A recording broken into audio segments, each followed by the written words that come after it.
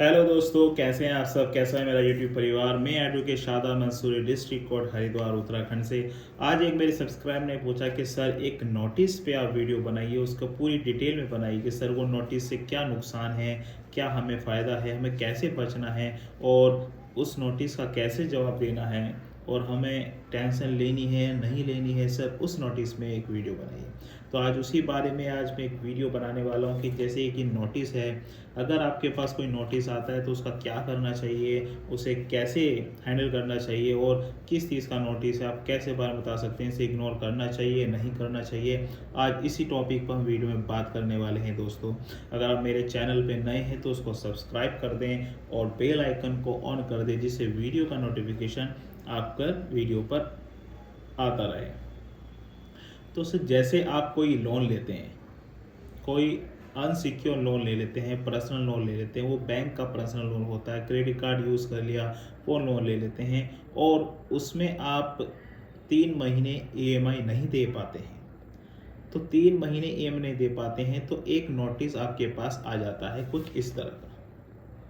अगर आपके पास वो नोटिस आता है, सबसे पहले आप इस नोटिस का क्या कर सकते हैं आज मैं बताने वाला हूं दोस्तों।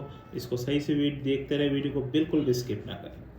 अगर आपके पास कोई पर्सनल लोन या कोई क्रेडिट कार्ड के लोन से रिलेटेड या ऑनलाइन आप जैसे भी लोन ले लेते हैं, अगर आपके पास कोई नोटिस आता है 3 महीने के बाद, तो आप उस नोटिस का कैसे करें, उसको कैसे हैंडल करें।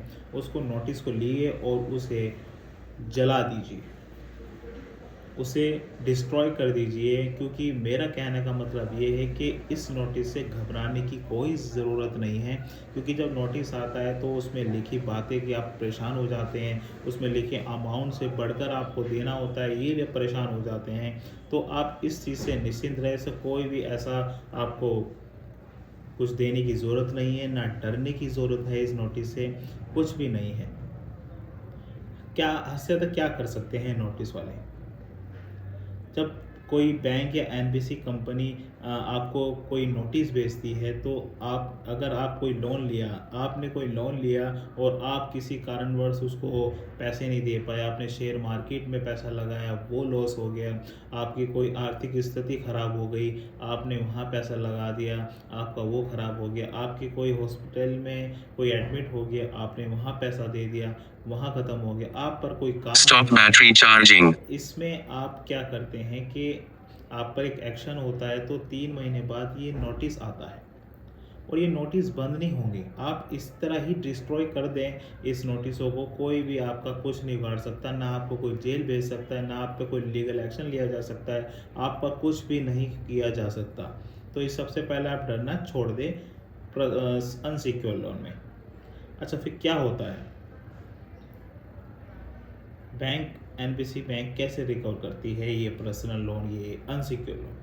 देखो सिंपल है, ये चाहती हैं कि आपको नोटिस भेजे, आपको मेंटली डिस्टर्ब करें, जिससे कि आप पैसे दे दें। कॉल्स भी आती हैं, नोटिस भी आते हैं, मगर कुछ ऐसे नोटिस होते हैं जिसको आपको इग्नोर नहीं करना चाहिए।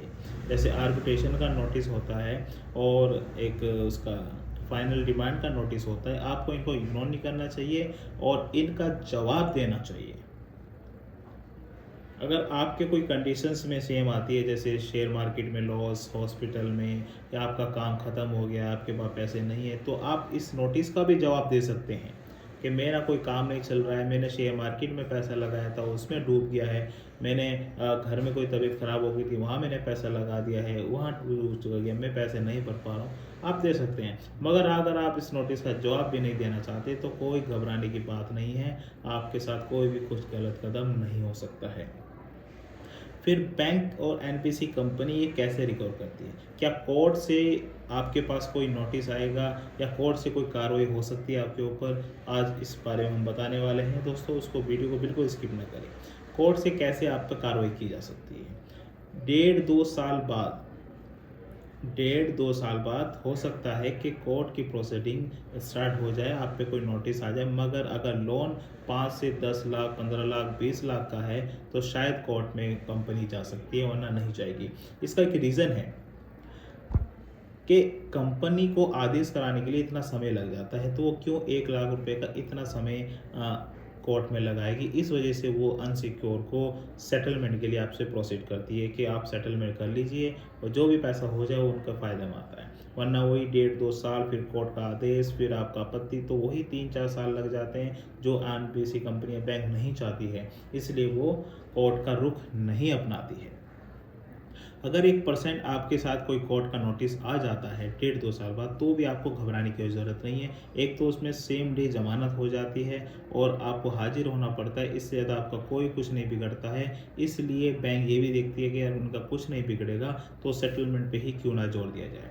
इसलिए आपको सेटलमेंट पर 60 से 80% का डिस्काउंट देते हैं, क्योंकि वहाँ भी खर्चा होता है, कोर्ट में जाएंगे तो खर्चा होगा, वकील का खर्च होता है। इसको देखते देखते हुए ये आपके साथ सेटलमेंट का प्रोसीड करती है। तो नोटिस का ये इश्यूज़ होते हैं, कोई आपके पास नोटिस आता है तो बिल्कुल घबराने की ज़रूरत नहीं है, पैसे देने की कोई ज़रूरत नहीं है, आपका कोई भी कुछ नहीं उखाड़ सकता है, नहीं बिगाड़ सकता है। और अगर साथ आपके साथ कोई बदतमीज़ी भी करता है तो भी आप उसकी कंप्लेंट कर सकते हैं, ये आपका अधिकार है। अपने अधिकार को जानिए, और वीडियो अच्छी लगी हो तो ज़्यादा शेयर कीजिए और लाइक कीजिए, कमेंट कीजिए और ऐसे ही अपना प्यार मुझे देते रहिए। धन्यवाद।